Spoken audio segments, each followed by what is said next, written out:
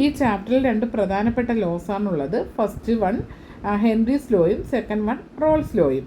അതിൽ Henry's loss application എന്ന് പറയുന്നത് ഇമ്പോർട്ടൻ്റ് ആണ്. അതുപോലെ തന്നെ കോൺസെൻട്രേഷൻ ഓഫ് ടേംസും ഇമ്പോർട്ടൻ്റ് ആണ്. അതിൽ മൊളാലിറ്റി, മോൾ ഫ്രാക്ഷൻ ഇതിൽ നിന്ന് ന്യൂമറിക്കൽസ് ഉറപ്പാണ്. ഇനി ഐഡിയൽ ആൻഡ് നോൺ ഐഡിയൽ സൊല്യൂഷൻസും അവയുടെ എക്സാമ്പിൾ ഗ്രാഫും ഒക്കെ വളരെ ഇമ്പോർട്ടൻ്റ് ആണ്.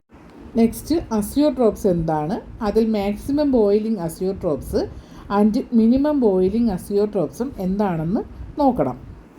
Next one colligative properties. ഇതിൽ ഇക്വേഷൻസ് എല്ലാം മോളാർ മാസ് ഓഫ് സൊല്യൂട്ട് കണ്ടുപിടിക്കാൻ വേണ്ടിയിട്ടാണ്. Then abnormal molar mass, isotonic, hypertonic, hypotonic solutions വളരെ ഇമ്പോർട്ടൻ്റ് ആണ്. Next reverse osmosis. Finally effect of temperature in solubility of gases in liquids.